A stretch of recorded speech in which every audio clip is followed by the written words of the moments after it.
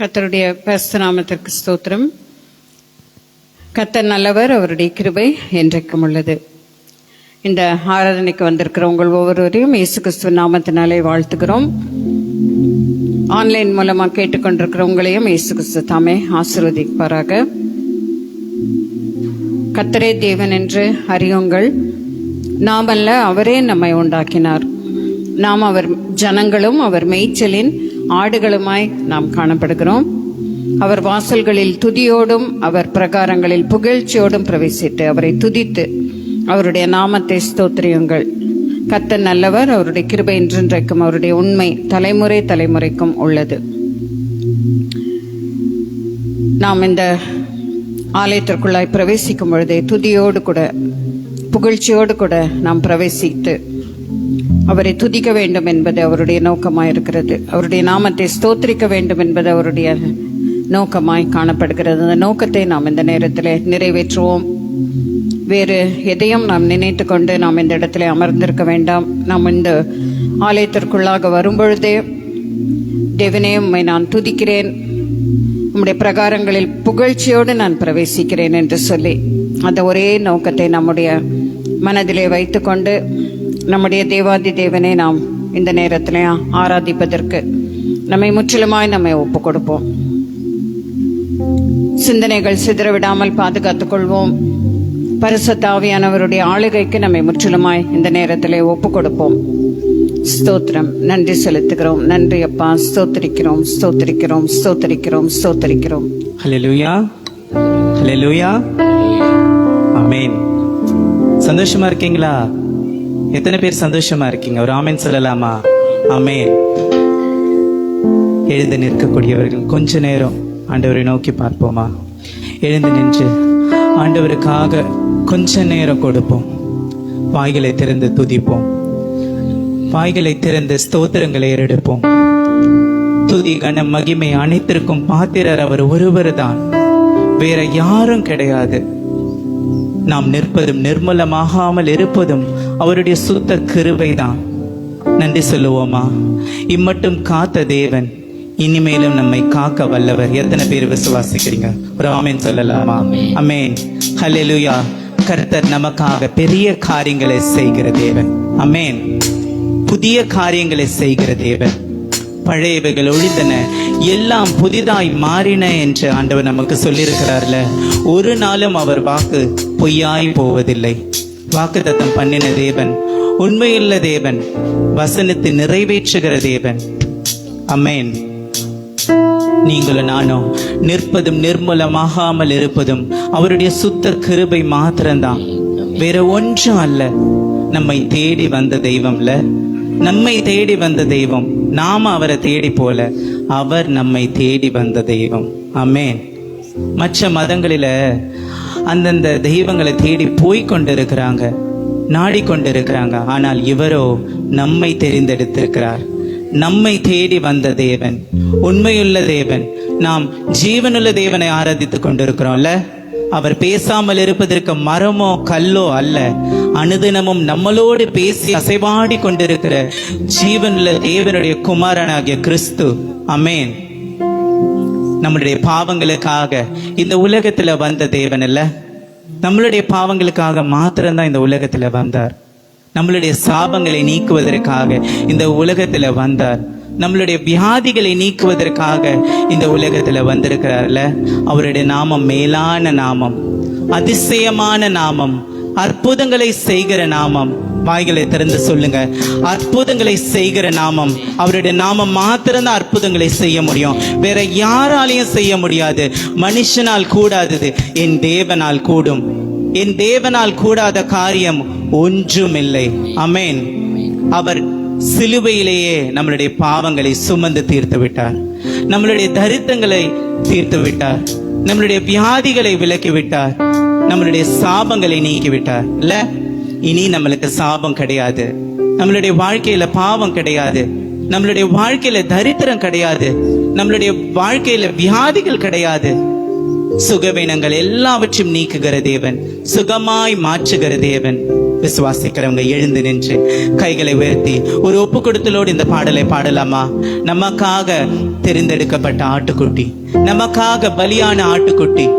பாடுவோமா?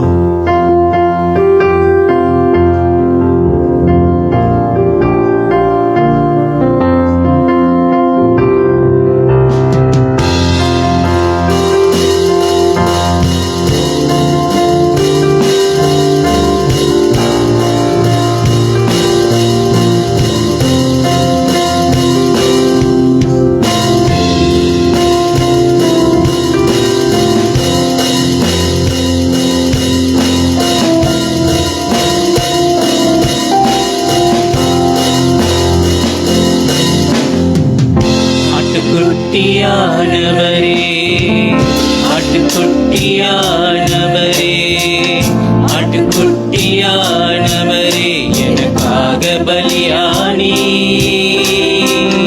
ஆட்டுக்குட்டியானவரே, ஆட்டுக்குட்டியானவரே, ஆட்டுக்குட்டியானவரே, என் பாவங்கள் சுமந்தே உமக்கே எங்கள் ஆராதனை. கைகளை உயர்த்தி உமக்கே எங்கள் ஆராதனை. பரிசுத்தமுள்ளவனே, பாவமாய் மாற்றப்பட்டே. பரிசுத்தமுள்ளவனே, பாவமாய் மாற்றப்பட்டே. நீதிமானாக என்னை மாற்றினீ. நீதிமானாக என்னை மாற்றினீ. கிருபையால் இலவசமாய் நீதிமானானேனே. கிருபையால் இலவசமாய் நீதிமானானேனே. சிலுவை மரணத்தில் என் பாவங்கள் நீங்கியதே. சிலுவை மரணத்தில் என் பாவங்கள் நீங்கியதே. ஆட்டுக்குட்டியானவரே, ஆட்டுக்குட்டியானவரே, ஆட்டுக்குட்டியானவரே, எனக்காக பலியானி. ஆட்டுக்குட்டியானவரே, ஆட்டுக்குட்டியானவரே, ஆட்டுக்குட்டியானவரே, என் பாவங்கள் சுமந்தே உமக்கே எங்கள் ஆராதனை. உமக்கே எங்கள் ஆராதனை. கிறிஸ்து எனக்காய் சாபமாய் மாறினீ. கிறிஸ்து எனக்காய் சாபமாய் மாறினீ. ஆசீர்வாதமாக என்னை மாற்றினீ. ஆசீர்வாதமாக என்னை மாற்றினீ. ஆசீர்வாதமானேனே, எனக்காய் சாபமானதனால். ஆசீர்வாதமானேனே, எனக்காய் சாபமானதனால். சிலுவை மரணத்தில் என் சாபங்கள் நீங்கியதே. சிலுவை மரணத்தில் என் சாபங்கள் நீங்கியதே.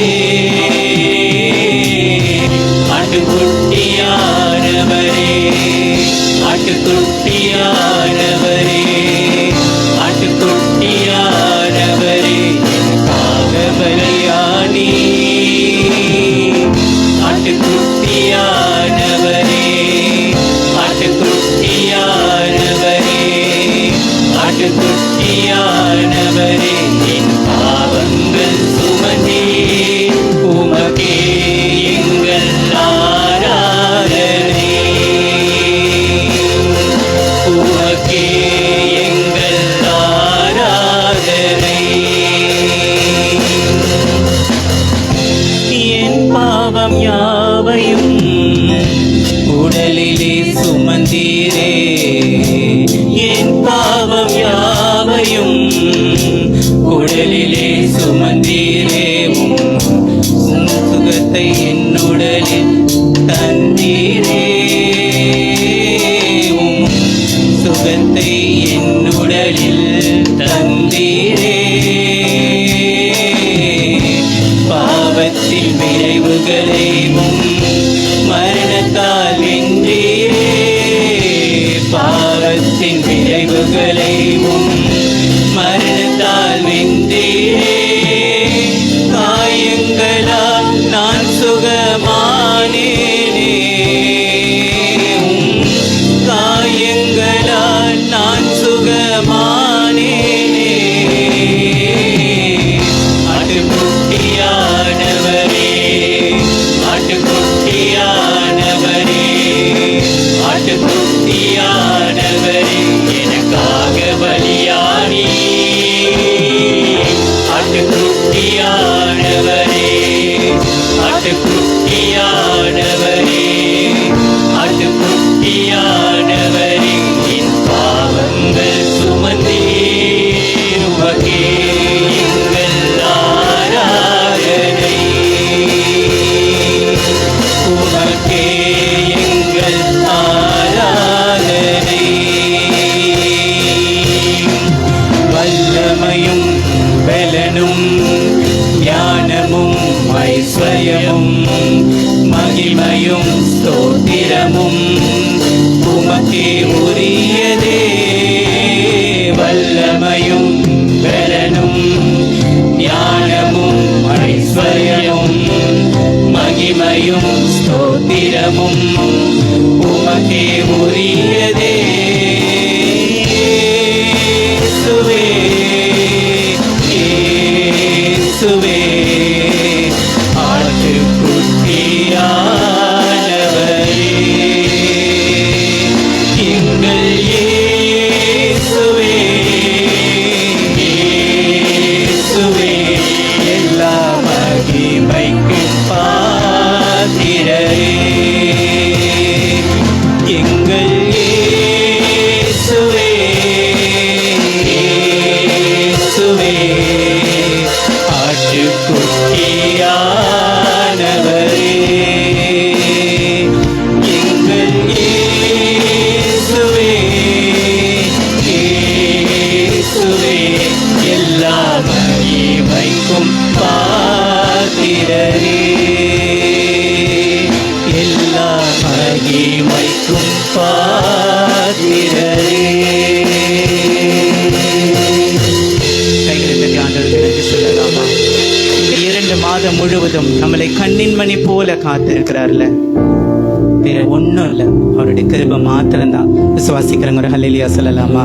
அவருடைய கிருபை மாத்திரம்தான், வேற ஒண்ணும் அல்ல. நம்மளுடைய பலன் எதுவும் கிடையாது, அவருடைய கிருபை மாத்திரம்தான். அவருடைய வசனம் தான் நமக்கு பலன். வேதம் எப்படியாக சொல்லுகிறது, அவருடைய திருவசனம் தான் நம்மளுடைய பலன். நான் நம்பிக்கொண்டிருக்கிறது வேற எங்கிருந்து வராது, அவரிடத்திலிருந்து மாத்திரம்தான் வரும். ஆமென். நிச்சயமாகவே முடிவு உண்டு. உன் நம்பிக்கை வீண் போகாத வாக்குத்தத்தம் கொடுத்திருக்கிறார்ல, அந்த வாக்குத்தத்தம் ஒரு நாளும் பொய்யாய் போகாது. ஆமென். மலைகள் விலகினாலும் பர்வதங்கள் நிலை பெயர்ந்தாலும் என் கிருபை உன்னை விட்டு விலகாமலும் என் சமாதானத்தின் உடன்படிக்கை நிலை பெயராமலும் இருக்கும் என்று உன் மேல் மனதுருகிற கர்த்தர் சொல்லுகிறார்ல. நாம் மனதுருகிற கர்த்தர் சொல்லுகிறார். மலைகள் விலகினாலும் பர்வதங்கள் நிலை பெயர்ந்தாலும் அவருடைய கிருபை நம்மை விட்டு விலகாது. நான் உன்னை விட்டு விலகுவதும் இல்லை, உன்னை கைவிடுவதும் இல்லை என்று வாக்குத்தத்தம் கொடுத்திருக்கிறார்ல. நம்மை கரம் பிடித்து நடத்துகிற தேவன், ஒடுக்கப்பட்டவர்களுக்கு அவர் உதவி செய்கிற தேவனாயிருக்கிறார். ஆமென்.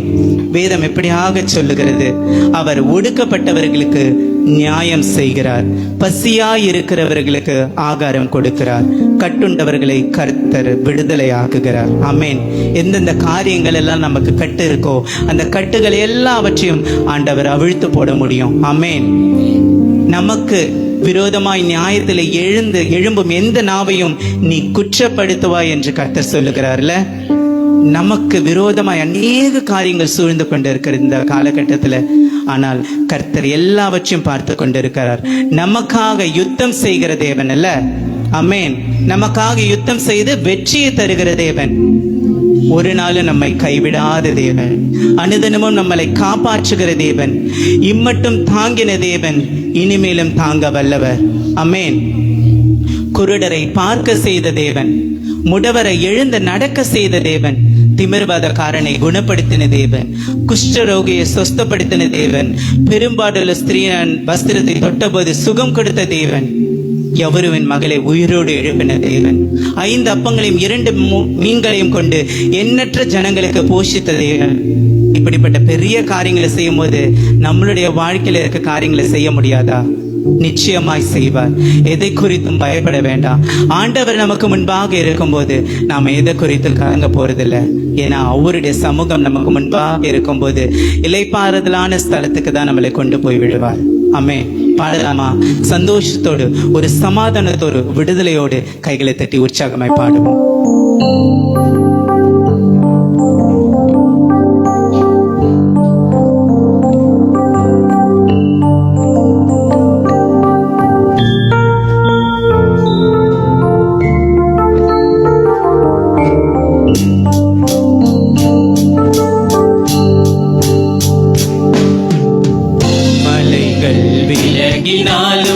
பர்வதங்கள் நிலை பெயர்ந்தாலும் கிருபை விலகாது, சமாதானம் நிலை பெயராது.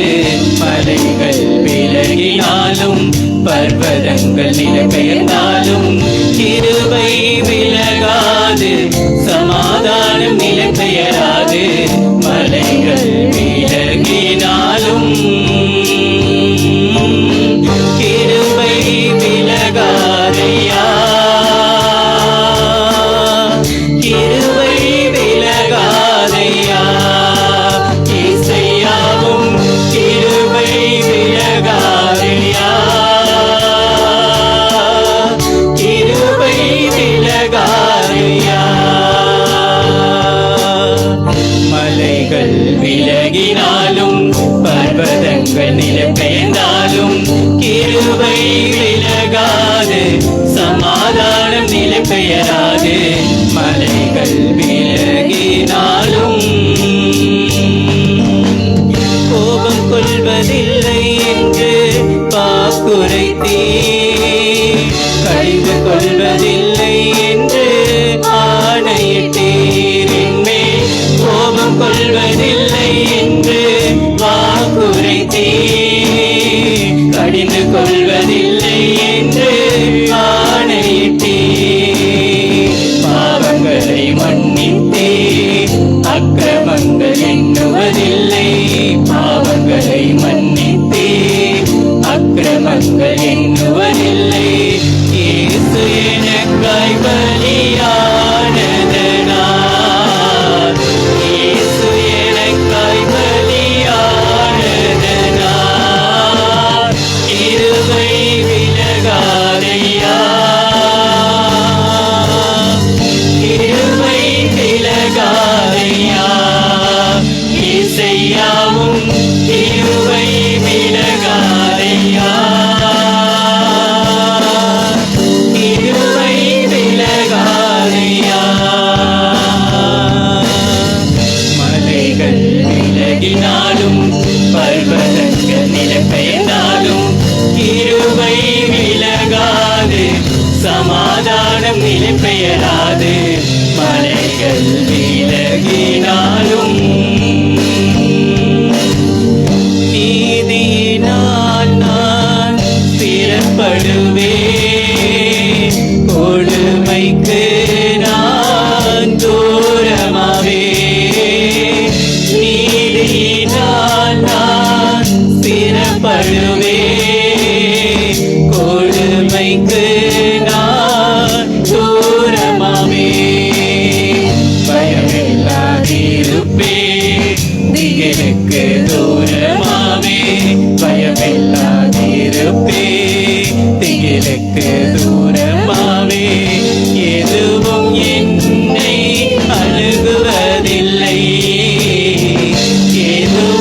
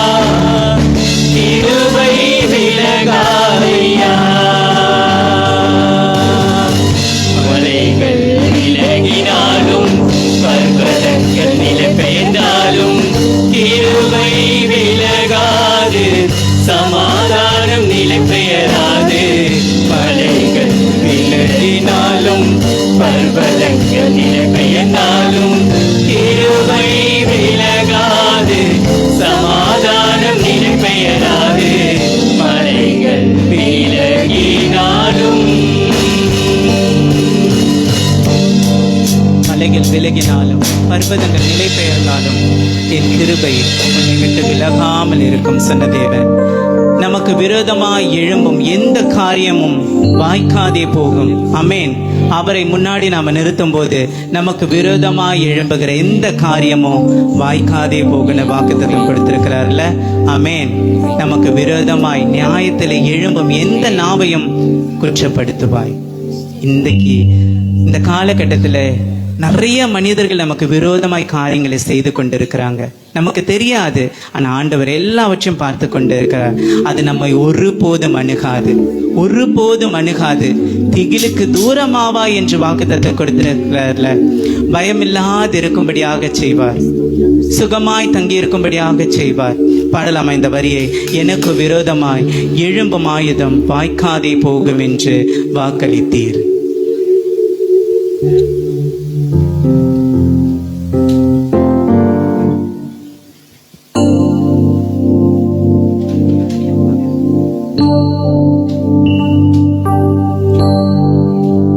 எனக்கு விரோதமாய் எழும்பும் ஆயுதம் வாய்க்காதே போகும் என்று வாக்களித்தே.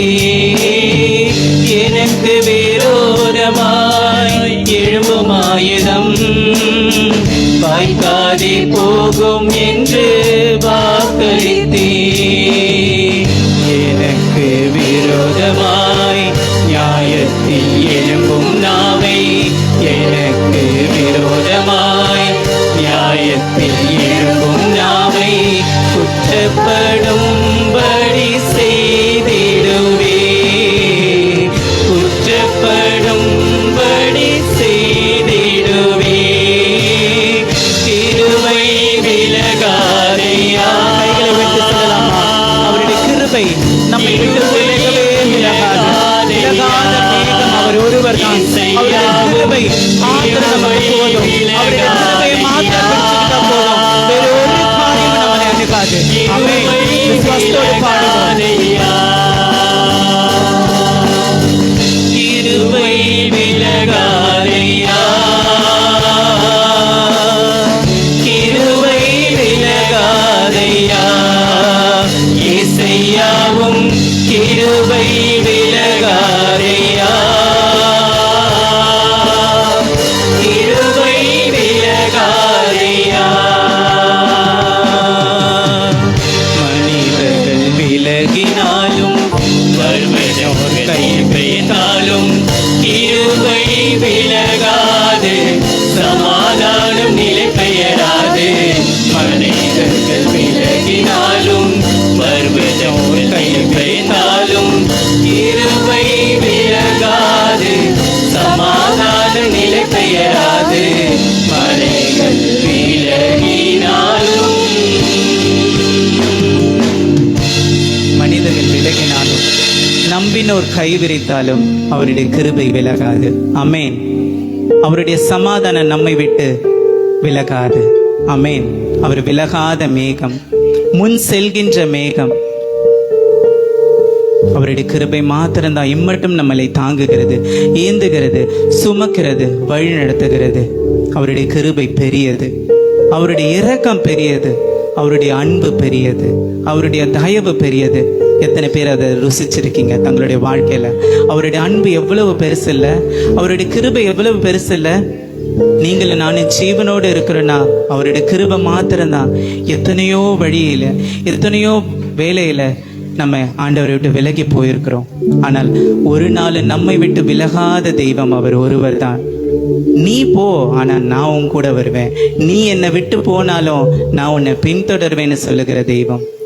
இம்மட்டும் காத்த தேவன் இனிமேலும் அவருடைய கிருபையினாலே நம்மளை தாங்க வல்லவர். பாடலாமா?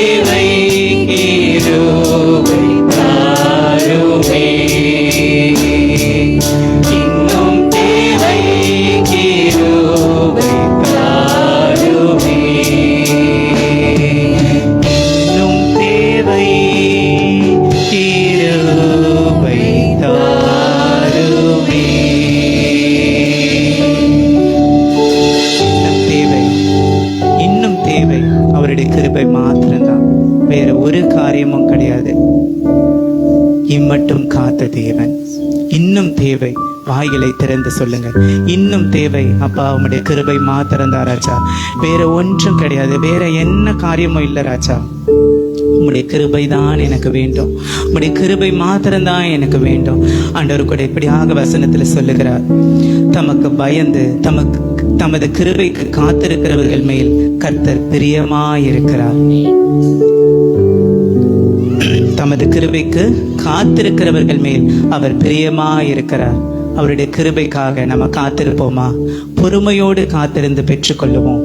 நெடுங்காலமாய் காத்திருக்குதல் இருதயத்தை இளைக்க பண்ணும், ஆனால் விரும்பினது வரும்போதோ ஜீவ விருட்சம் போல் இருக்கும் என்று சொன்னார்ல.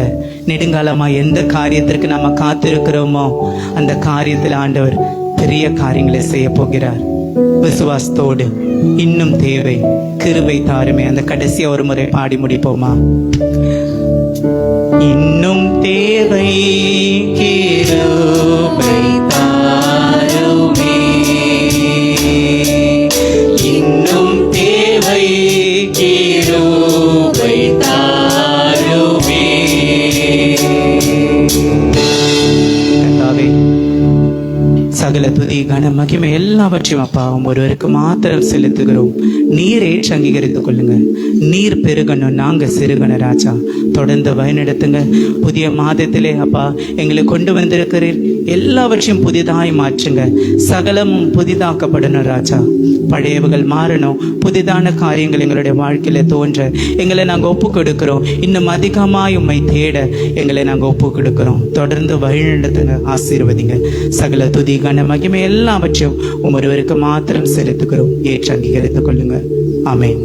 நாம் பாடின வண்ணமாக இன்னும் தேவை, கிருபை தாருமே என்று சொல்லி இந்த மாதம் முழுவதும் நாம் அந்த கிருபையிலே நிலைத்திருக்க கர்த்தர் நமக்கு உதவி செய்வாராக. அவர் கிருபை நம்மோடு இருக்க வேண்டும் என்று சொன்னால் அவருடைய பிரசன்னம் இருக்க வேண்டும். மோசே கேட்டது போல அவருடைய பிரசன்னம் நம்மோடு கூட இருக்க வேண்டும் என்று சொன்னால் நாம் அவருக்கு பிரியமானதை நாம் செய்ய வேண்டும். ஆகவே உமக்கு பிரியமானதை செய்ய, மனுஷருக்கு பிரியமானதல்ல, உமக்கு பிரியமானதை செய்ய எனக்கு நீர் கற்றுக் கொடுத்தரலும் ஆண்டவரே என்று சொல்லி நாம் தொடர்ந்து கேட்டு இந்த மாதம் முழுவதையும் அவருடைய கிருபையினாலே கடந்து போகத்தக்கதாய் கர்த்தர் தாமே நமக்கு உதவி செய்வாராக.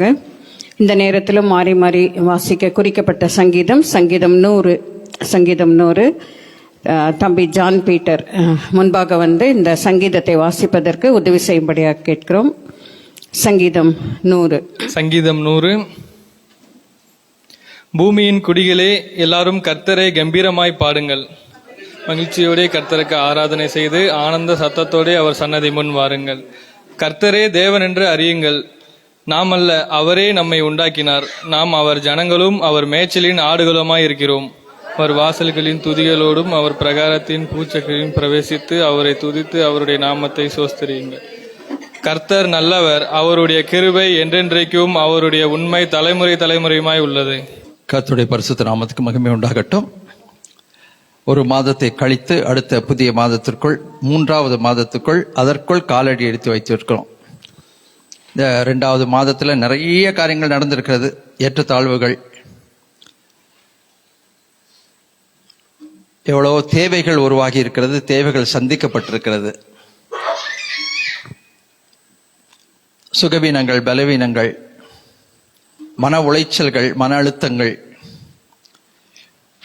சில இயல்பாக வந்தது, சிலது நாம உருவாக்கி கொண்டது. சில தேவையில்லாத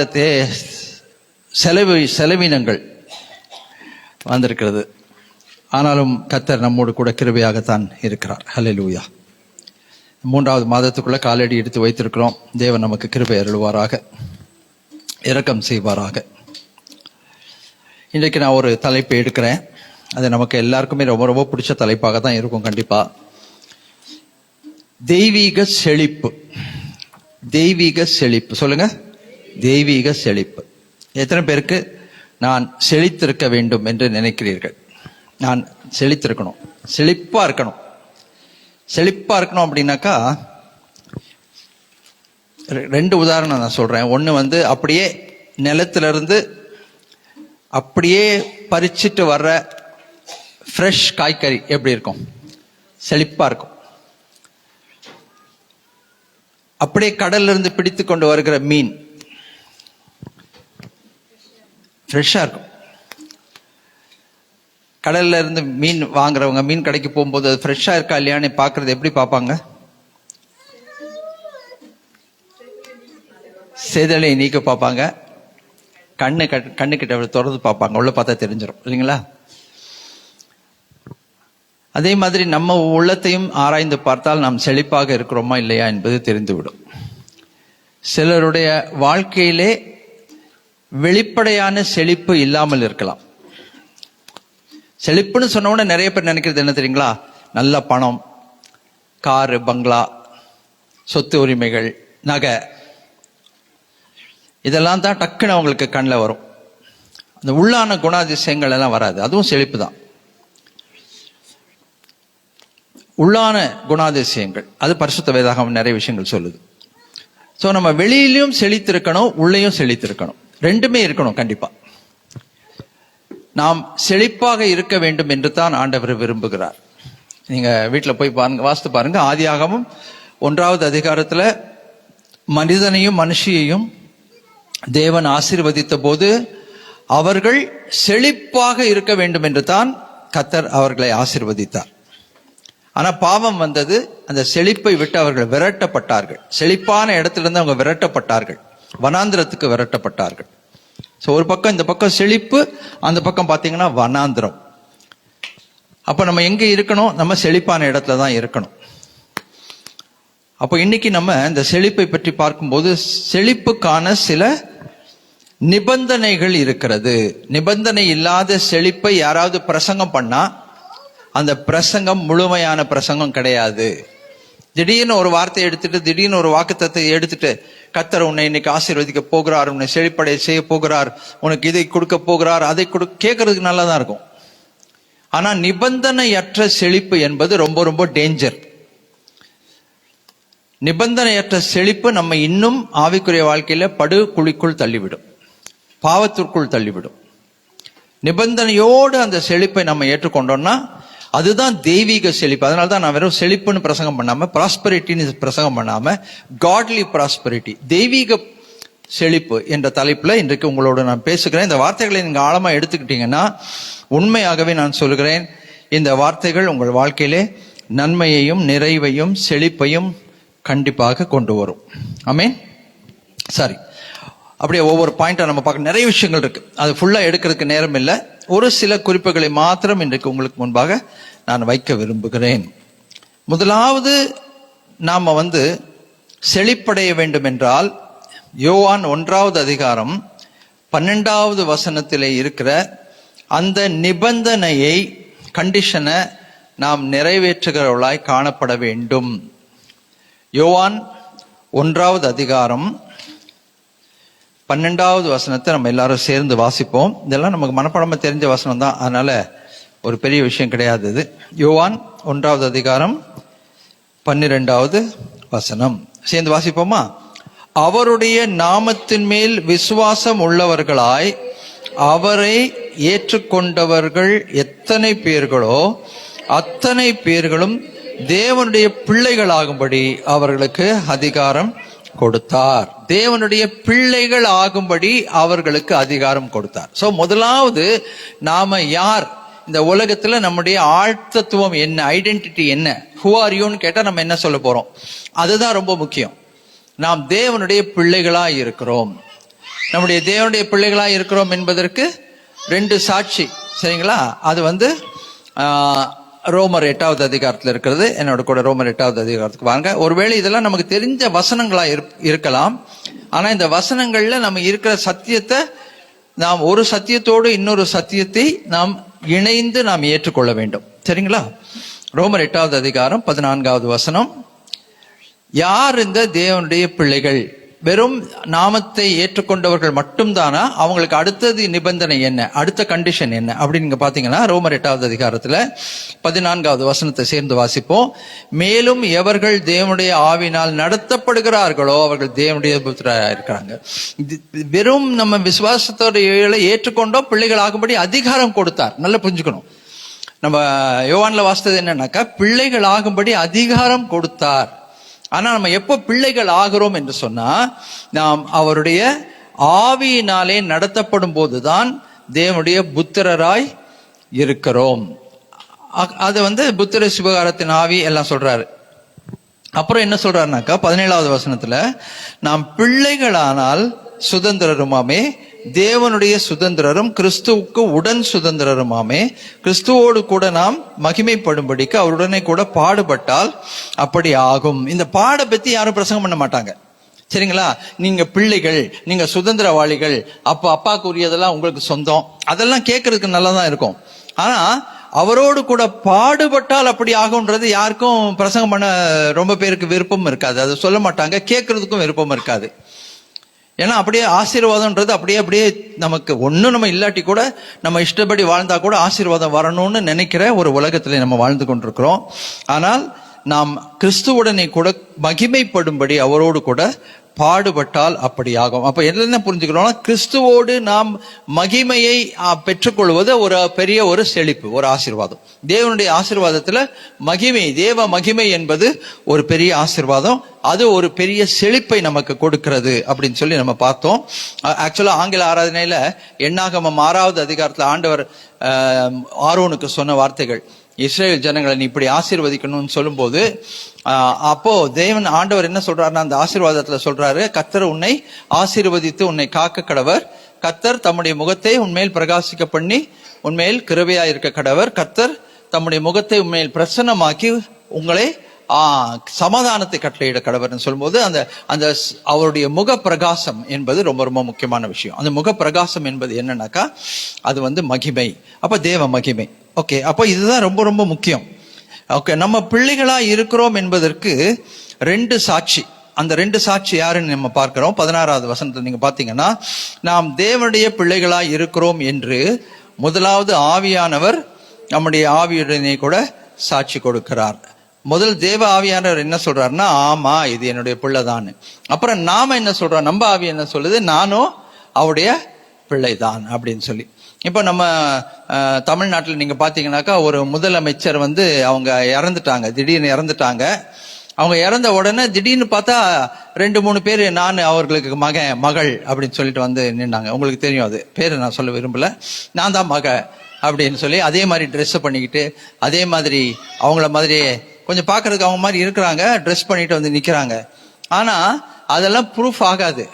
எப்போ ப்ரூஃப் ஆகும்னு கேட்டீங்கன்னாக்கா, அந்த தாயுடைய டிஎன்ஏயோட கூட இந்த பிள்ளையுடைய டிஎன்ஏ ஒன்னா இருந்தா தான் இது பிள்ளை என்று ரூபகபாரம். இப்ப கோர்ட்ல எல்லாம் நிறைய கேஸ் வரும். சிலர் சொல்லுவாங்க நாங்க இவங்களுக்கு பிறந்தவங்க அப்படின்னு சொல்லி. அப்பா சொல்லுவாரு இல்ல எனக்கு யாருன்னே தெரியாதுன்னு.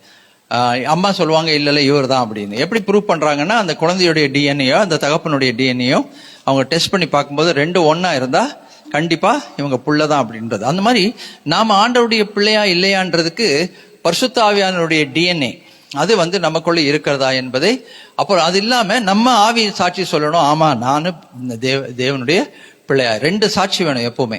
நீங்க எந்த பத்திரத்துல பார்த்தாலும் சாட்சி கேட்பாங்க, 2 சாட்சி கேட்பாங்க. கோர்ட்ல போய் நீங்க சாட்சி சொல்லணும், 2 சாட்சி. அது இதுல இருந்து தான் வந்தது, 2 சாட்சி.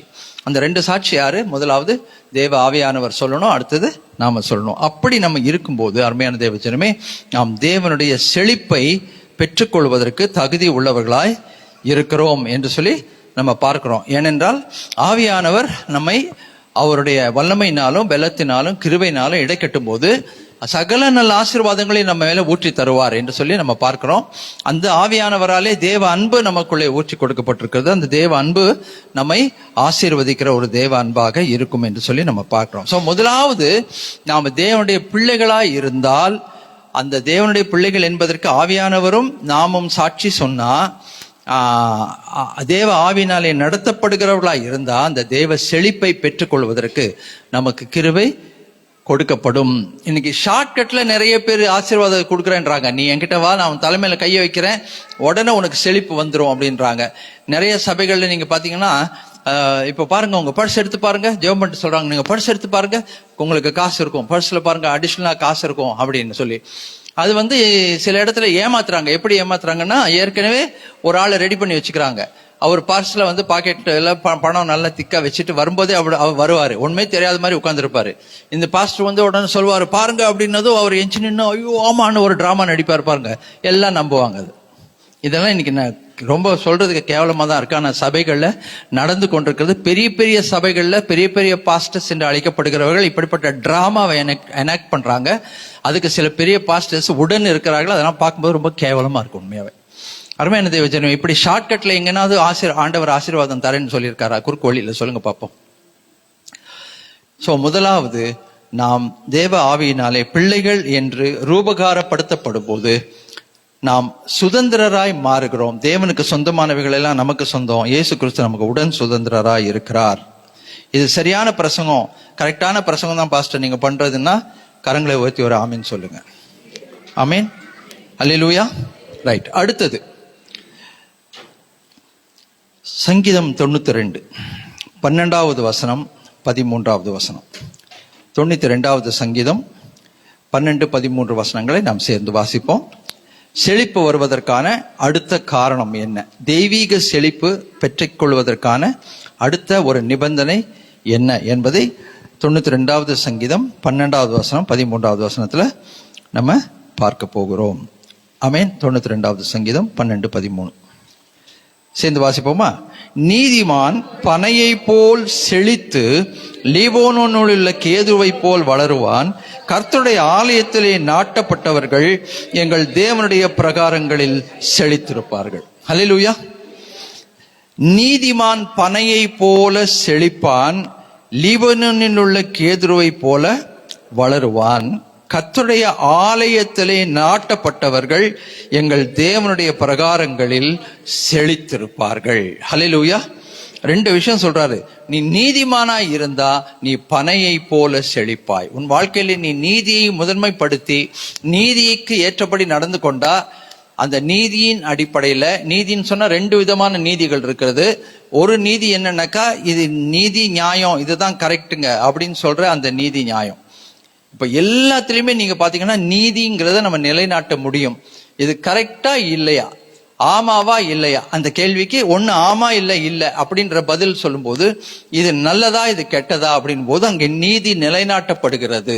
சோ நம்ம யோசிக்கிற ஒவ்வொரு யோசனைகளும், நம்ம செய்கிற ஒவ்வொரு செய்கைகளும் நல்லதா கெட்டதா, நீதியா அநீதியா அப்படின்னு யோசிக்கும் போது, இது நீதின்னு சொல்லி அதை நம்ம ஃபாலோ பண்ணும்போது அந்த நீதியின் பாதையிலே மரணம் இல்லை, அந்த நீதியின் பாதையிலே ஜீவன் இருக்கிறது. ஹல்லேலூயா. அந்த நீதியின் பாதையிலே ஜீவன் என்பது செழிப்பு. அப்போ அந்த நீதியை நாம் செய்கிறவர்களாய் காணப்படணும்.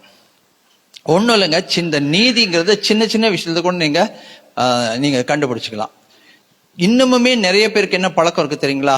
இப்போ ஒரு ஸ்வீட் யாராவது கொடுக்குறாங்கன்னு வைங்க, அந்த ஸ்வீட்டை நம்ம அந்த பேப்பரை பிரிச்சு அந்த ஸ்வீட்டை சாப்பிட்டுட்டு நம்ம அங்கேயே எங்க நிக்கிறோமோ அங்கேயே அந்த பேப்பரை போடுவோம். சரிங்களா? இப்ப இந்த டீ குடிக்கிற கப் இருக்கு பாத்தீங்களா, அது சில நேரத்துல இந்த கார் பார்க்ல கீழே கிடக்கும். அங்க வெளியில அந்த டிரான்ஸ்ஃபார்மர் இருக்கு பாருங்க, அந்த டிரான்ஸ்ஃபார்மர் பக்கத்துல கிடக்கும். இப்ப இதெல்லாம் செய்யறது யாரு? நம்முடைய சபை மக்கள் தான் செய்யறாங்க. சரிங்களா?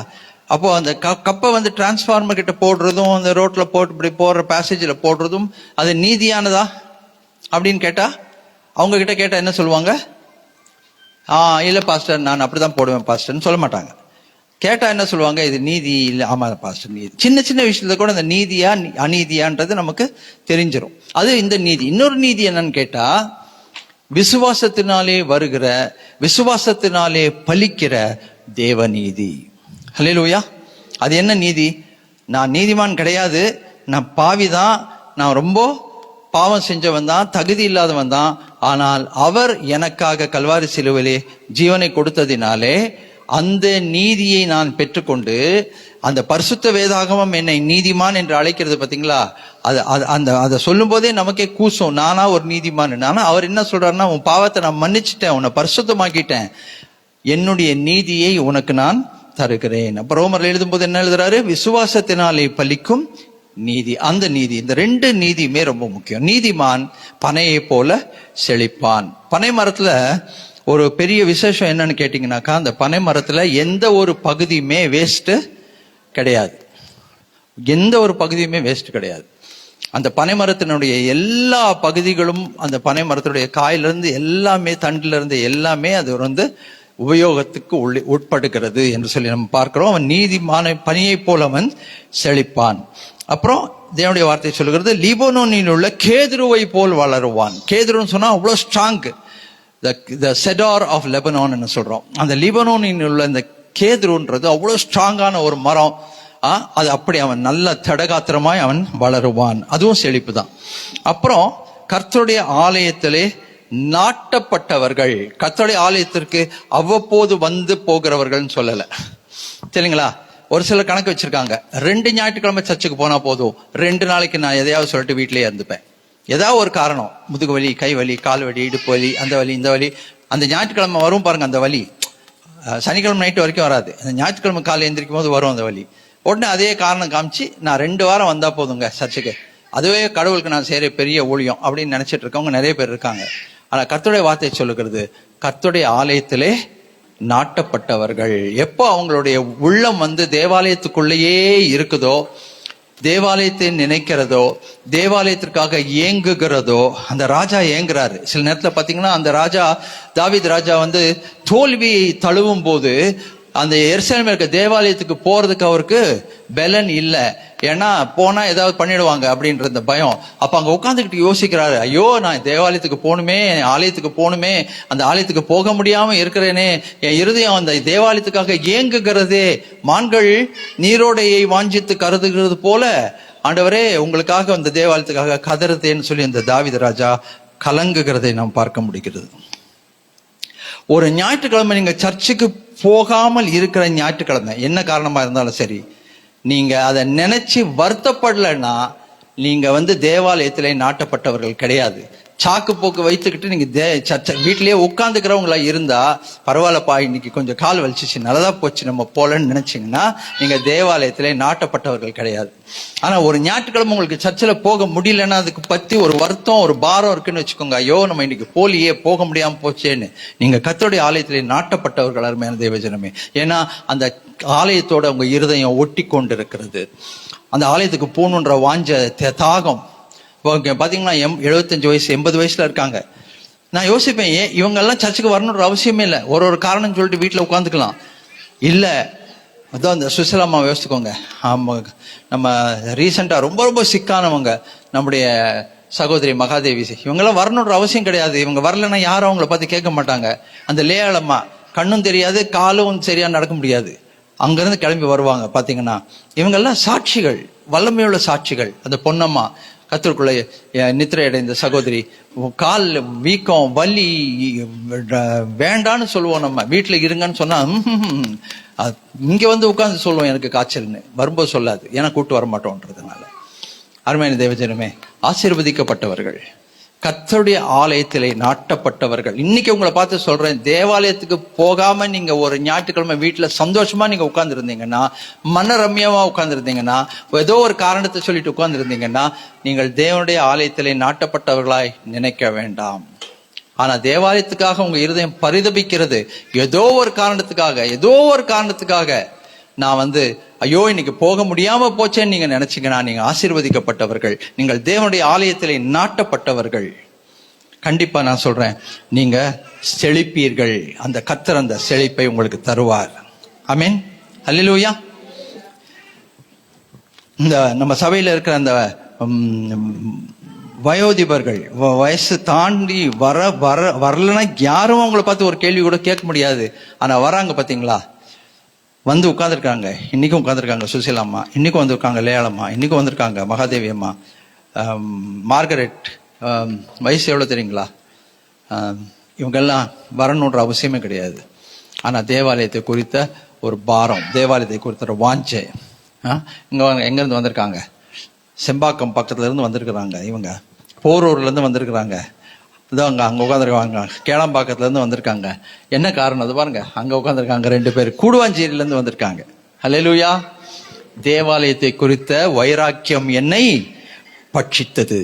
அல்லேலூயா சொல்லுங்க. தேவாலயத்தை குறித்த வைராக்கியம் என்னை பட்சித்தது. ஆமென், அல்லேலூயா. ஈசிஆர்ல இருந்து வராங்க. உங்களெல்லாம் பாராட்டுறேன் நான். உங்களை நான் மனப்பூர்வமாக வாழ்த்தி ஆசீர்வதிக்க. இவங்கெல்லாம் வரணுன்ற அவசியமே கிடையாது. இவங்ககிட்ட எத்தனையோ தடவை சொல்றேன், கால் வலி, கை வலி, இடுப்பு வலி, முதுகு வலி, எல்லா விதமான வலிகளும் இருக்கிறது. நீங்க அங்கேயே இருங்க சிஸ்டர், உங்க வீட்டுல இருங்க சிஸ்டர். நீங்க அங்க பக்கத்துல ஏதாவது ஒரு சர்ச்சுக்கு போங்க சிஸ்டர்னு எவ்வளவு சொல்றேன், எவ்வளவு நாங்க சொல்றோம், அவங்க கேட்க மாட்டாங்க. அவங்க கால் வலியோ கை வலியோ வந்து முடிஞ்சதுன்னா கிளம்பி வந்துடுவாங்க. அவங்களெல்லாம் கரங்களை தட்டி பாராட்டி ஆசீர்வதிப்போமா. ஹல்லேலூயா, ஆமென்.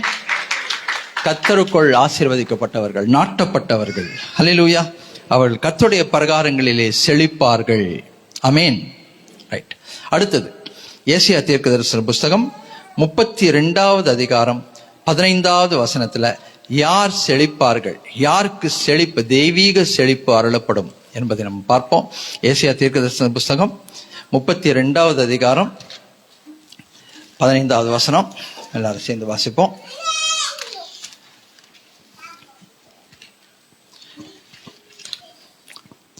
முப்பத்தி 15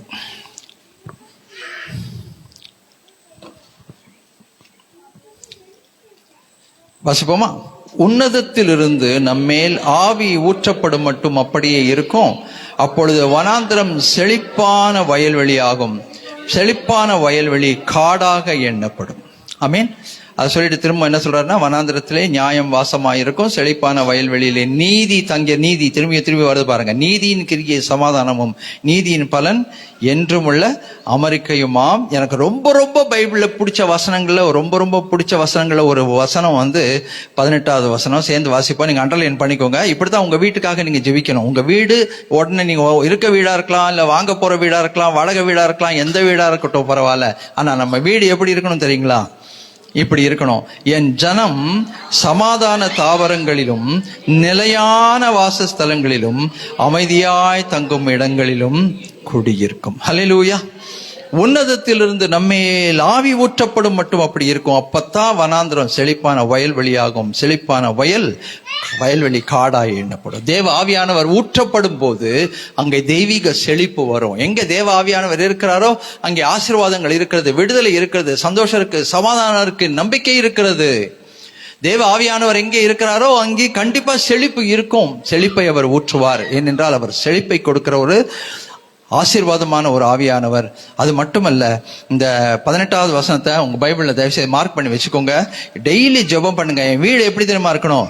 என் ஜனம் சமாதான தாவரங்களிலும் நிலையான வாசஸ்தலங்களிலும் அமைதியாய் தங்கும் இடங்களிலும் குடியிருக்கும். சத்துரு உட்புகுதலும் குடியோடி போகுதலும் இராது. சங்கீதம் 144. சத்துரு உட்புகுந்தா குடியோடி போகணும், ஓடிடணும் வீட்டை விட்டு. உள்ள அவன் வந்துட்டா நம்ம வெளியில போயிடணுங்க. ஆனா அப்படி இருக்கக்கூடாது. நம்ம வீடு சமாதான தாவரமா இருக்கணும், நிலையான வாசஸ்தலமா இருக்கணும், அமைதியாய் தங்கும் இடமா இருக்கணும். ஆமேன் சொல்லுங்க. ஆமேன்.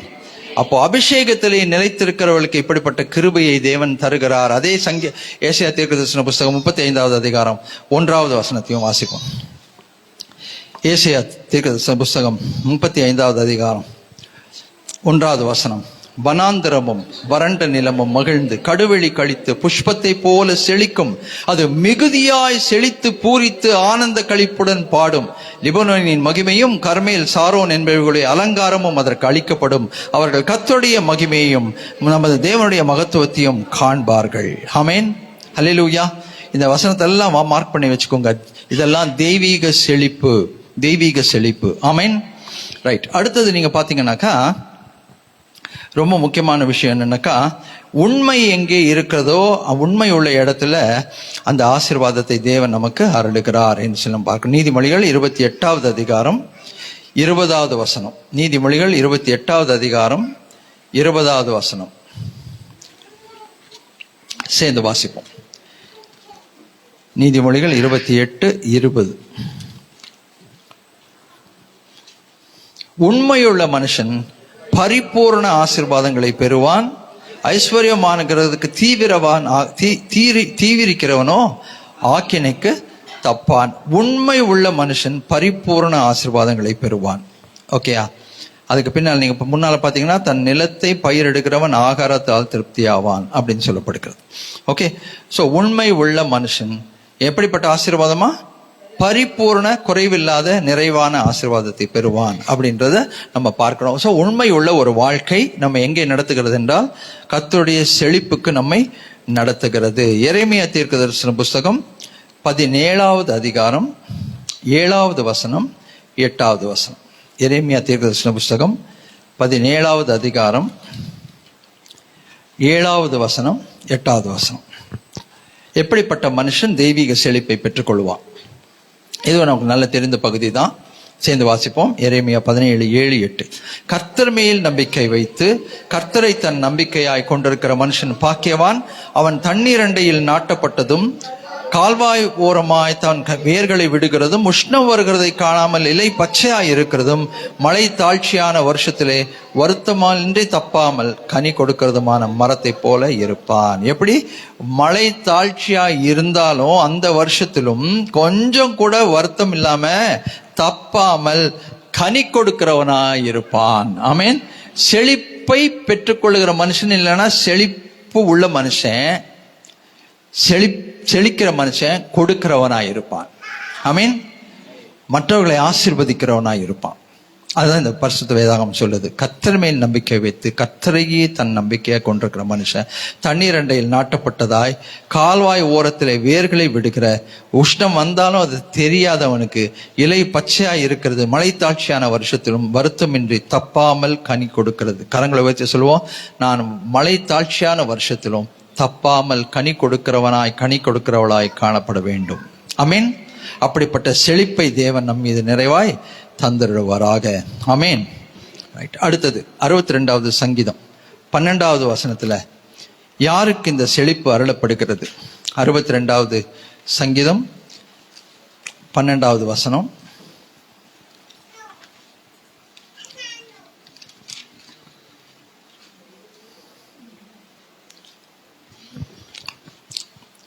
சங்கீதம் 62 கடைசி வசனம். கிருபையும் உம்முடையது ஆண்டவரே, தேவரீர் அவனவன் செய்கைக்கு தக்கதாய் பலன் அளிக்கிறீர். நம்முடைய செய்கை நல்லா இருந்தா அதுக்கு தக்க பலனை தேவன் நமக்கு தருவார். எதை விதைக்கிறானோ மனுஷன் அதையே அறுப்பான். நம்ம என்ன பண்றோமோ அதுதான் நமக்கு திரும்பி வரும். நம்ம மற்றவங்களுக்கு என்ன பண்றோமோ அதான் நமக்கு திரும்பி வரும். ஓகேயா? ஸோ எந்தெந்த காரியத்துல நம்ம என்ன செய்கிறோமோ அதற்கு தக்கதாக கர்த்தர் நமக்கு பலன் கொடுக்கிற தேவனாய் இருக்கிறார்ன்னு சொல்லி நம்ம பார்க்கிறோம். அப்புறம் இப்போ இந்த வசனங்களுக்கெல்லாம் நீங்க பாத்தீங்கன்னாக்கா இன்னும் அடிஷ்னலாக நிறைய வசனங்கள் இருக்கு. அது இப்போ வாசிப்பதற்கு நேரம் இல்லை. பட் கர்த்தருக்கு சித்தமாக இருந்தால் அவைகளை நம்ம வாட்ஸ்அப் குரூப்ல நம்ம அனுப்பும் போது அதை நீங்கள் வாசித்து நீங்கள் இன்னும் பிரயோஜனப்படுவதற்கு தேவனுக்கு கிருபை செய்வாராக. அடுத்தது நீதிமொழிகள் 11வது அதிகாரம் 24-25 வசனங்கள். யாருக்கு செழிப்பு, தெய்வீக செழிப்பு அருளப்படுகிறது? நீதிமொழிகளின் புத்தகம் 11வது அதிகாரம் 24வது வசனம் 25வது வசனம். சேர்ந்து வாசிப்போம். நீதிமொழிகள் 11வது அதிகாரம் 24-25. வாரி இறைத்தும் விருத்தி அடைவாரும் உண்டு, அதிகமாய் பிசினித்தனம் பண்ணியும் வறுமை அடைவாரும் உண்டு. உதார குணமுள்ள ஆத்மா செழிக்கும், எவன் தண்ணீர் பாய்ச்சுகிறானோ அவனுக்கு தண்ணீர் பாய்ச்சப்படும். இதை நான் ஆக்சுவலா இங்கிலீஷ் சர்வீஸ்லயும் நான் சொன்னேன். கொடுக்கணுங்க. கொடுக்கிற குணம் நமக்கு முதலாவது இருக்கணும். நிறைய பேருக்கு வாங்குற குணம் இருக்கு, நிறைய பேருக்கு கொடுக்கிற குணம் இல்லை. எவ்வளவு கொடுத்தாலும் வாங்கிப்பாங்க. ஆனா கொடுன்னு சொல்லும் போது மனசு வரவே வராது, இருதயத்தை அடைச்சுக்குவாங்க. அப்ப என்ன ஆகும்னா, கர்த்தருடைய வார்த்தை என்ன தெரியுமா சொல்லுது? கொடுக்கிறவனுக்கு கொடுக்கப்படும். யாருக்கு கொடுக்குதோ, கொடுக்கிற ரெடியா இருக்காங்களோ, இருதயத்தையும் கரங்களையும் நீட்டி செய்யறாங்களோ அவங்களுக்கு தேவ ஆசீர்வாதம் நிறைவா வரும். இன்னும் ஒரு முறை வாசிப்போமா? உதார குணமுள்ள ஆத்மா செழிக்கும், எவன் தண்ணீர் பாய்ச்சுகிறானோ அவனுக்கு தண்ணீர் பாய்ச்சப்படும். வாரி இறைத்தும் விருத்தி அடைவார் உண்டு. வாரி இறைக்கிறது நம்ம வீட்டுல எது வாரி இறைப்போம் சொல்லுங்க பார்ப்போம். உங்க வீட்டுல எதை வாரி இறைக்கிறீங்க? மழையில தண்ணி வந்து வீட்டுக்குள்ள வந்துச்சுன்னா வாரி இறைப்போம். அதை தவிர வேற இல்லை. குப்பையை வாரி இறைப்போம், மற்ற எதையும் வாரி இறைக்க மாட்டோம். ஆனா வாரி இறைத்தால் கர்த்தருடைய வார்த்தை சொல்லுகிறது, அவனுக்கு தண்ணீர் பாய்ச்சப்படும், அவனுக்கு விருத்தி கிடைக்கும். விருத்தினா ஒரு செழிப்பு கிடைக்கும், தெய்வீக செழிப்பு கிடைக்கும். இதுக்கு நல்ல ஒரு அழகான ஒரு சங்கீதம் இருக்கு. அதை நம்ம வாசிக்க போறோம். 112வது சங்கீதம் என் கூட சேர்ந்து வாசிங்க. 112வது சங்கீதம் அழகான ஒரு சங்கீதம், ஆச்சரியமான ஒரு சங்கீதம்.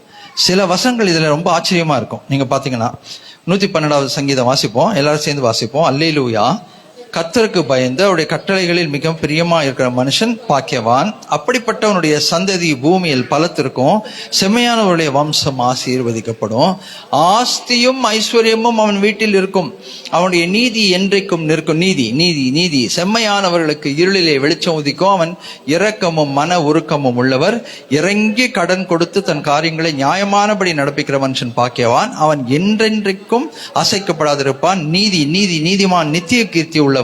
துர்ச்செய்தியை கேட்கிறதுனால் பயப்படான். அவன் இருதயம் கர்த்தரை நம்பி திடனாய் இருக்கும். அவன் இருதயம் உறுதியாய் இருக்கும். அவன் தன் சத்துருக்களின் சரி கட்டுதலை காண மட்டும் பயப்படாதிருப்பான். வாரி இறைத்தான், ஏழைகளுக்கு கொடுத்தான். அவனுடைய நீதி என்றென்றைக்கும் நிற்கும். அவன் கொம்பு மகிமையாய் உயர்த்தப்படும்.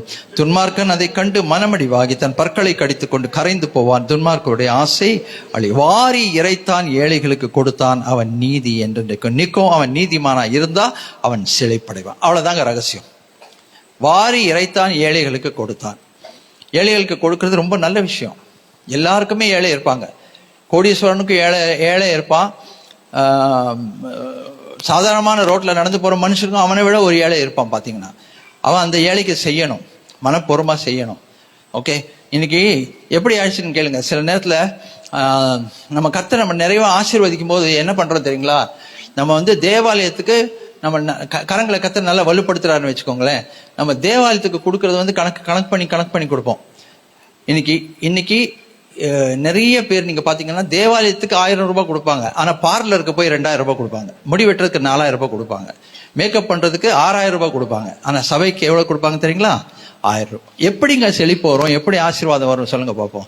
தேவன் நம்ம எவ்வளவுக்கு எவ்வளவு அதிகமா ஆசீர்வதிக்கிறாரோ அவ்வளவுக்கு அவ்வளவு சபையை நம்ம அதிகமா தாங்கணும்.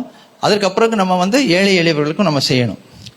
அப்ப செழிப்பு வரும், ஆட்டோமேட்டிக்கா வரும். ஆனா நம்ம சபைக்கு 1000 ரூபாய் கொடுத்துட்டு பார்லருக்கு போய் 2000 ரூபாய் கொடுத்தா என்ன நடக்குது? இருக்கிறதும் இல்லாமல் போகிறது, நஷ்டம் வருது, பிரச்சனையில போய் சிக்கிறோம், கடன்ல போய் சிக்கிறோம். என்ன காரணம்? யோசிச்சு பார்க்கணும் கொஞ்சம். என்ன காரணம்னா, நான் செஞ்சது நியாயமான விஷயம் கிடையாது. இது யாருக்கு கர்த்தர் செய்யறாரு தெரியுமா? கர்த்தர் நேசிக்கிற அவருடைய பிள்ளைகளுக்கு தான் செய்யறார். வேற யாருக்கும் அப்படி செய்யறது இல்லை. அப்போ எவ்வளவுக்கு எவ்வளவு தேவன் என்னை ஆசீர்வதிக்கிறாரோ அவ்வளவுக்கு அவ்வளவு நான் சபைக்கு உண்மையா இருப்பேன். நான் எளியவர்களுக்கு உண்மையா இருப்பேன். நீங்க சொன்னீங்கன்னா உங்க வாழ்க்கை ஆசீர்வதிக்கப்படும்.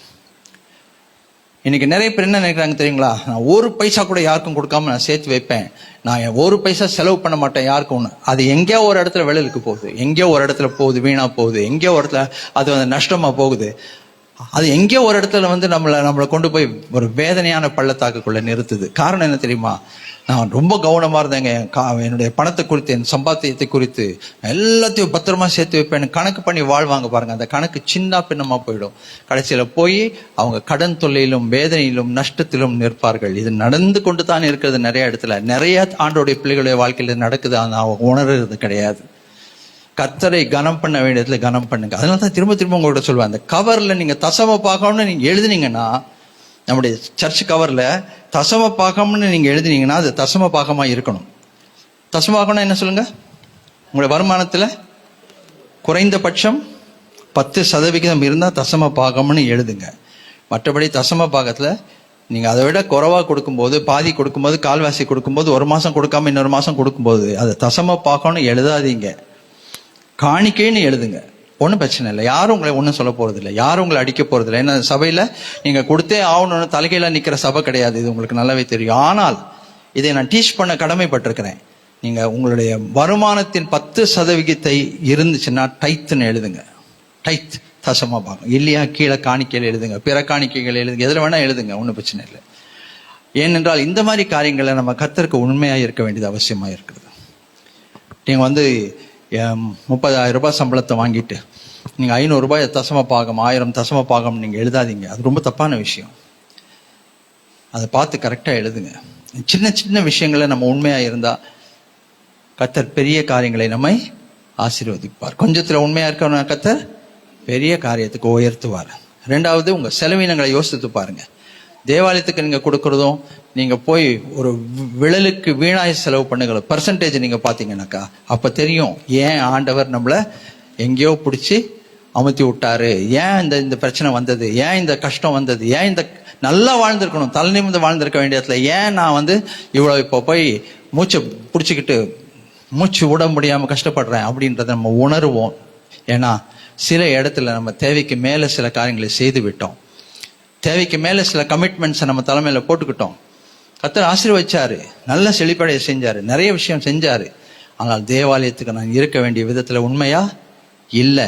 அது நிமித்தம் எனக்கு போராட்டம் வந்துச்சு, பிரச்சனை வந்துச்சு, நஷ்டம் வந்துச்சு, கஷ்டம் வந்துச்சு, துன்பம் வந்துச்சு.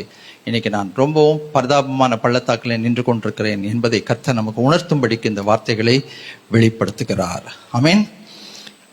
வாரி இறைத்தான், ஏழைகளுக்கு கொடுத்தான், அவன் நீதி நிற்கும், அவன் கொம்பு மகிமையாய் உயர்த்தப்படும். ஆமென்.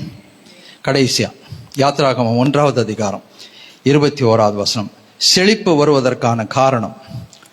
யாத்திராகமம் 1வது அதிகாரம் 21வது வசனம்.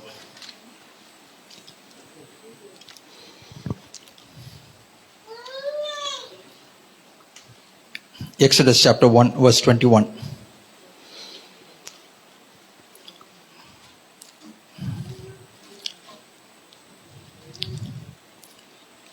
இருபதாவது வசனம், இது நிமித்தம் தேவன் மருத்துவச்சிகளுக்கு நன்மை செய்தார், ஜனங்கள் பெருகி மிகுதியும் பலத்து போனார்கள். எது நிமித்தம் தெரியுமா? இந்த எகிப்தின் ராஜா அந்த மருத்துவச்சிகளை அழைப்பித்து, ஏன் நீங்க ஆண் பிள்ளைகளை உயிரோட காப்பாத்துறீங்கன்னு கேட்கும்போது அந்த சொன்னாங்க, மருத்துவச்சிகள் அவங்க ரொம்ப ஸ்ட்ராங்குங்க, எபிரேய சகோதரிகள், அவங்க மற்ற ஸ்திரீயை போல இல்ல, நாங்க போறதுக்குள்ள அவங்க குழந்தையை பெற்றெடுத்து விடுகிறார்கள். ஆமென். இது நிமித்தம், இந்த உண்மையின் நிமித்தம், இந்த தேவனுடைய ராஜ்யத்துக்காக அவர்கள் செய்த காரியங்களின் நிமித்தம், கர்த்தருக்கு பயந்து அவர்கள் செய்த காரியத்தின் நிமித்தம் தேவன் மருத்துவச்சிகளுக்கு நன்மை செய்தார், ஜனங்கள் பெருகி மிகுதியும் பலத்து போனார்கள் என்று சொல்லி நம்ம பார்க்கிறோம். தேவனுக்கு பயப்படுகிற பயம், கர்த்தருக்கு பயப்படுகிற பயம் நன்மையை கொண்டு வரும், செழிப்பை கொண்டு வரும், ஆசீர்வாதத்தை கொண்டு வரும், உயர்வை கொண்டு வரும். ஆமென். ஆமென். அல்லேலூயா. கர்த்தருக்கு ஸ்தோத்திரம். அருமையான தேவஜனமே, கர்த்தருக்கு பயந்து நீதியை செய்து ஏழை எளியவர்களுக்கு உதவி செய்து அநேகருக்கு ஆசீர்வாதத்தின் வாய்க்காலா ஊற்றுக்காலா இருக்கும்போது தேவனுடைய செழிப்பு நமக்கு வராமல் போகாது. இதை வெறும் வார்த்தையா சொல்லல, இதை நான் அனுபவித்து சொல்லுகிறேன். என் வாழ்க்கையிலே, எங்கள் வாழ்க்கையிலே அனுபவித்து சொல்லுகிறேன். பெருமைக்காக சொல்லல. அநேகருக்கு நாங்கள் ஆசீர்வாதத்தின் வாய்க்காலா ஊற்றுக்காலா இருக்கிறோம். ஆனா இன்றைக்கு கர்த்தர் எங்களை குறைவடைய செய்யவில்லை. சரிங்களா? எப்படியெல்லாம் ஆண்டவர் குறைவுகளை நிறைவாக்குகிறாரோ அப்படியெல்லாம் அவர் அற்புதங்களை செய்கிறார், அதிசயங்களை செய்கிறார்.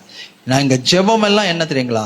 நான் இன்னும் நிறைய பேருக்கு ஆசீர்வாதமா இருக்கணும், இன்னும் நான் நிறைய பேருக்கு ஆசீர்வாதமா இருக்கணும், இன்னும் நான் நிறைய பேருக்கு ஆசீர்வாதமா இருக்கணும். எப்போ அந்த எண்ணம் நமக்குள்ளே வருகிறதோ, அருமையான தேவஜனமே, கர்த்தர் நம்மை உதார குணமுள்ளவர்களாக்கி நிறைவாக்கி செழிப்பை தந்து, தெய்வீக செழிப்பை தந்து, தேவன் கொடுக்கிற ஆசீர்வாதத்தோடு தேவன் வேதனையை கூட்ட மாட்டாரு. தேவன் கூட்ட மாட்டாரு. சரிங்களா? தேவன் கூட்ட மாட்டார், வேதனையை கூட்ட மாட்டாருங்க.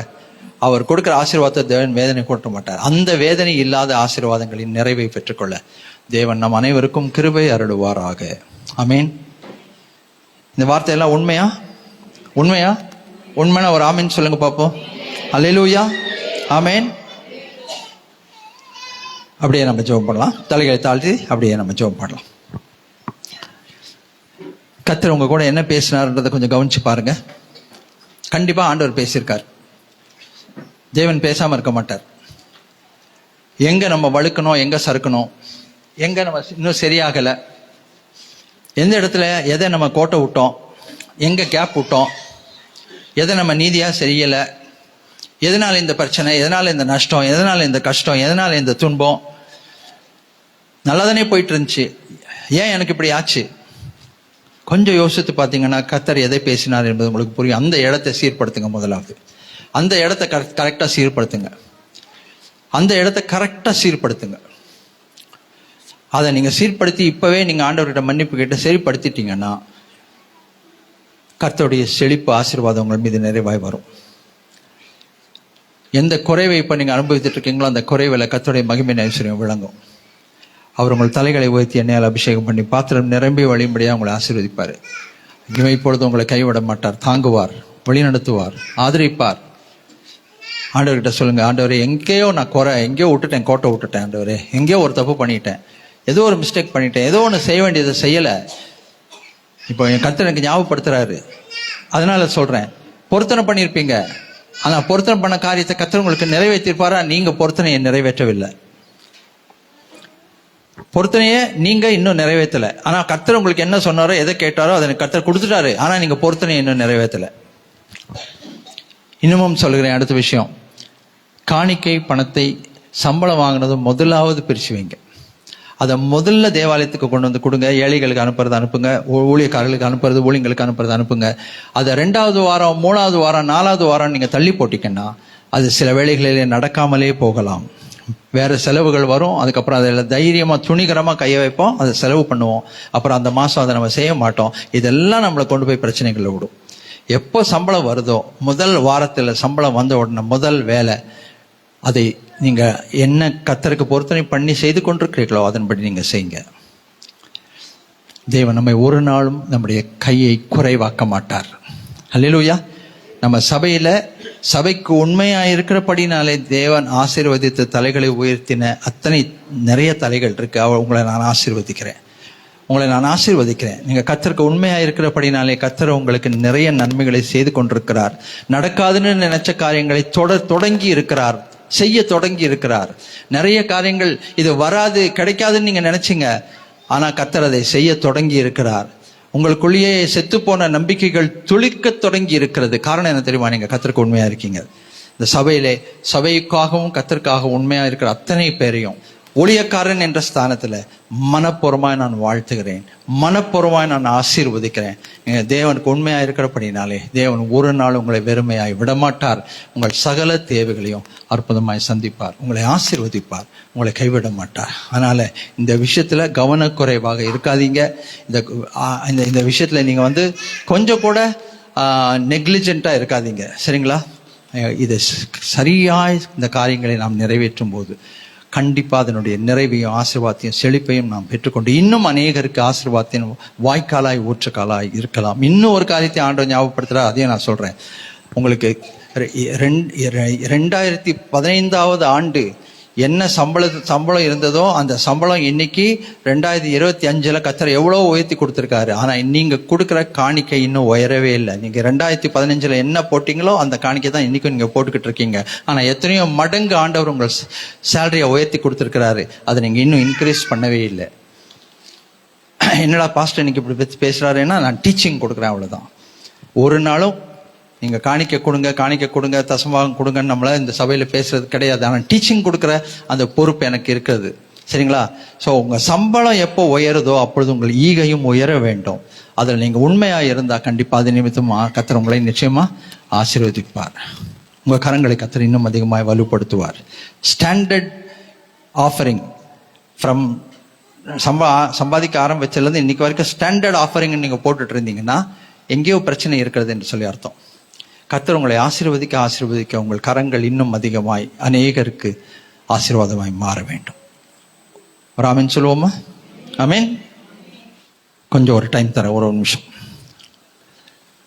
என்ன ஆண்டவர் உங்களோட பேசுகிறாரோ அந்த காரியத்தில் தெளிவா ஒரு பொருத்தனை பண்ணுங்க, தெளிவா ஒரு தீர்மானம் பண்ணுங்க. நான் சொன்ன காரியங்கள் ஏதாவது குறைவு இருந்தால் அதை மன்னிப்பு கேளுங்க ஆண்டவர்கிட்ட. இமீடியட், ஆண்டவரே இந்த விஷயத்துல நான் ரொம்ப அசட்டையா இருந்துட்டேன், அலட்சியமா இருந்துட்டேன், என்னை மன்னிச்சிருங்க. இனிமே நான் இதை செய்ய மாட்டேன். ஆண்டவரே உங்களுடைய காரியத்துல வைராக்கியமா இருப்பேன், ரொம்ப தெளிவா இருப்பேன். ஆண்டவரே எனக்கு நீங்க கிருபை பாராட்டுங்க, இறக்கம் செய்யுங்க.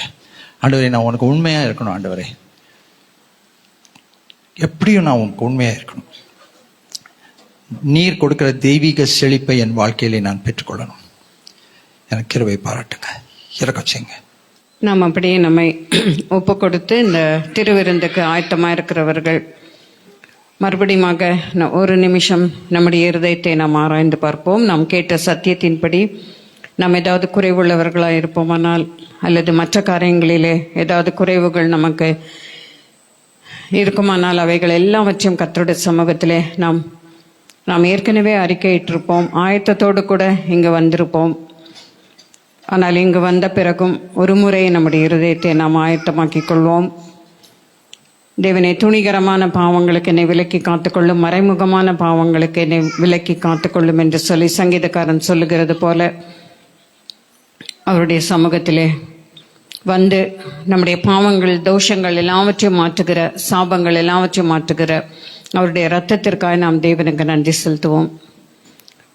நாம் சில தவறுகளை செய்துவிட்டு இது என்னுடைய பலவீனத்தினாலே நான் செய்தேன் என்று சொல்லாதபடிக்கு பரிசுத்த ஆவியானவர் வல்லமை உள்ளவராய் நம்மோடு கூட இருக்கிறபடினாலே அவர் எல்லாவற்றையும் மேற்கொள்வதற்கு நமக்கு பலன் கொடுக்கிறவராய் அவர் காணப்படுகிறார். ஆகவே இந்த நேரத்திலே கூட தேவனே நான் என்னை தாழ்த்தி ஒப்பு கொடுக்கிறேன் என்று சொல்லி ஒரு நிமிஷம் நம்மை நாமே ஆராய்ந்து பார்ப்போம். சங்கீதக்காரன் சொல்வது போல, தேவனே உமக்கு பிரியமானதை செய்ய எனக்கு கற்றுக் கொடுத்துடலும். மனுஷருக்கு நாம் பிரியமானவைகளை நாம் செய்து அவர்களை பிரியப்படுத்த நாம் விரும்பலாம். ஆனால் தேவனே நான் உமக்கு பிரியமானதை செய்ய எல்லாவற்றுக்கும் நான் சரி என்று சொல்லிக் கொண்டிருக்காதபடிக்கு உமக்கடுத்த காரியங்களிலே நான் தகப்பனை உறுதியாய் நிற்கத்தக்கதாய், உமக்கு சாட்சியாய் நான் நிற்கத்தக்கதாய் நீர் எனக்கு உதவி செய்தலும் என்று சொல்லி முற்றிலுமாய் நம்மை தாழ்த்தி அவருடைய கரத்திலே ஒப்புக் கொடுப்போம். உம்முடைய வல்லமையுள்ள ஆவியானவர் என்னை நல்ல வழியிலே நடத்துவாராக என்ற வசனத்தின்படி தகப்பனை அப்படியாக என்னை ஒப்புக் கொடுக்கிறேன் என்று நம்மை தாழ்த்தி நாம் ஒப்புக் கொடுப்போம். இந்த திருவிருந்திலே நாம் பங்கு கொள்ளும் பொழுது அவருடைய வருகையிலும் நாம் பங்கு கொண்டவர்களாய், அவருடைய பாடு மரணங்களிலே நாம் பங்கு கொண்டவர்களாய் நாம் காணப்படுவோம். ஆகவே ஆயத்தமாய் வந்திருக்கிறவர்கள் எழுந்து நிற்கும்படியாக கேட்கிறேன். எழுந்து நின்று முற்றிலுமாய் நம்மை கர்த்தருடைய சமூகத்திலே நாம் ஒப்புக் கொடுப்போம். உமக்கு பிரியமானதை செய்ய எனக்கு கற்றுத்தாரும் தெய்வமே, உமக்கு பிரியமானதை செய்ய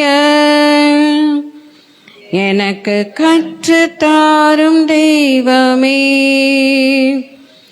நீரே என் தேவன், நீரே என் தேவன், உம்முடைய சுத்த ஆவியானவர் செம்மையான வழியிலே நடத்த வேண்டுமே, செம்மையான வழியிலே நடத்த வேண்டுமே. மேக ஸ்தம்பமே, அக்கினி ஸ்தம்பமே, தேற்றும் தெய்வமே, துணையாளரே. மேக ஸ்தம்பமே, அக்கினி ஸ்தம்பமே, தேற்றும் தெய்வமே, துணையாளரே. ஆம் தகப்பனை, முற்றிலுமாய் எங்களை தாழ்த்தி ஒப்புக் கொடுக்கிறோம். இயேசு தாம் காட்டி கொடுக்கப்பட்ட அன்று ராத்திரியில அவர் அப்பத்தை எடுத்து ஸ்தோத்திரம் பண்ணி அதை பிட்டு அவர் சீஷர்கள் கொடுத்து அவர் சொன்னதாவது, இதை வாங்கி புசியுங்கள், இது உங்களுக்காக பிற்கப்படுகிற என்னுடைய சரீரமா இருக்கிறது, இதிலே நீங்கள் பங்கு கொள்ள பொழுதெல்லாம் என்னை நினைவு கூறும்படி இதை செய்யுங்கள் என்று சொல்லி அவர் திருவுளம் பற்றினார். அந்தப்படி அவர்கள் போஜனம் பண்ணின பின்பு இயேசு கிறிஸ்து பாத்திரத்தையும் எடுத்து ஸ்தோத்திரம் பண்ணி அதை அவளுக்கு கொடுத்து, நீங்கள் இதிலே பானம் பண்ணுங்கள், பாவம் மன்னிப்புக்கென்று நான் உங்களுக்காக சிந்துகிற என்னுடைய பரிசுத்த திரு ரத்தமாய் இருக்கிறது, இது நான் உங்களோடு செய்கிற என்னுடைய புதிய உடன்படிக்கையின் அடையாளமாய் இருக்கிறது என்று திருவுளம் பற்றினார். நமக்காக கல்வாரி சிலுவையிலே பிற்கப்பட்ட ஆண்டவராகிய இயேசு கிறிஸ்துவினுடைய பரிசுத்த மாம்சமும் முற்றுக் கொடுக்கப்பட்ட அவருடைய பரிசுத்த திரு ரத்தமுமாய் இருக்கிறது. ஆமேன். முதலிலே சகோதரர்கள் வாருங்கள், அதற்கு பிறகு சகோதரிகள் வந்து ஏற்றுக்கொள்ளும்படி அன்போடு கூட உங்களை நாங்கள் கேட்டுக்கொள்கிறோம். நேசரின் ரத்தம் என் மேலே நெருங்காது சாத்தா,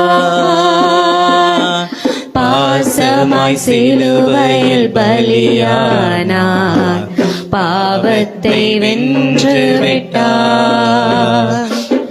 பாசமாய் சிலுவையில் பலியானார், பாவத்தை வென்று விட்டார். இரத்த கோட்டைக்குள்ளே நான் நுழைந்து விட்டேன், இனி எதுவும் அணுகாது, எந்த தீங்கும் தீண்டாது. இரத்த கோட்டைக்குள்ளே நான் நுழைந்து விட்டேன், இனி எதுவும் அணுகாது, எந்த தீங்கும் தீண்டாது. ரத்தமே சிந்தப்பட்ட ரத்தமே, விலையேற பெற்ற வல்ல ரத்தமே, இயேசு கிறிஸ்துவின் ரத்தமே, எனக்கு விலையாக சிந்தப்பட்டதே. இயேசு கிறிஸ்துவின் ரத்தமே, எனக்கு விலையாக சிந்தப்பட்டதே. ரத்தமே சிந்தப்பட்ட ரத்தமே, விலையேற பெற்ற ரத்தமே, ரத்தமே சிந்தப்பட்ட ரத்தமே, விலையாக சிந்தப்பட்டதே. சிறிது நேரம் நாமே ஆராய்ந்து பார்த்து தகுதி உள்ளவர்களாக நம்மை பங்கேற்க வைத்தார். அதற்காக அவரை ஸ்தோத்தரிப்போம். நம் வாயிலை திறந்து அவருக்கு துதியையும் நன்றியும் செலுத்துவோம். ஸ்தோத்திரம் ஆண்டவரே, ஸ்தோத்திரம் அப்பா. நீர் எனக்காக நான் இருக்க வேண்டிய அந்த சிலுவையிலே நீர் இருந்து எங்களுக்காக இரத்தம் சிந்தி எங்களை மீட்டு எங்களை ரட்சித்து இம்மட்டும் வழி நடத்தி வந்திருக்கிறீர். ஸ்தோத்திரம், ஸ்தோத்திரம் அப்பா, ஸ்தோத்திரம் அப்பா.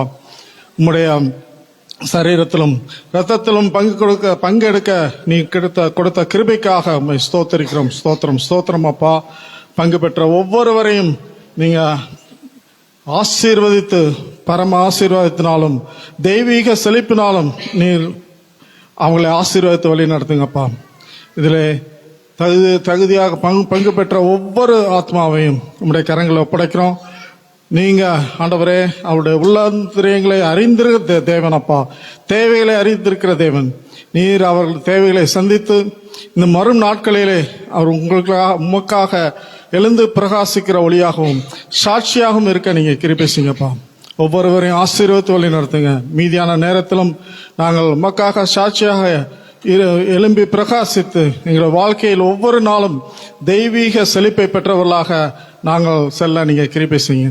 இயேசு கிறிஸ்துவின் இனிய நாமத்தினாலே இந்த ஜெபங்களையும் ஸ்தோத்திரங்களையும் எடுக்கிறோம் பரமபிதாவே. ஆமென்.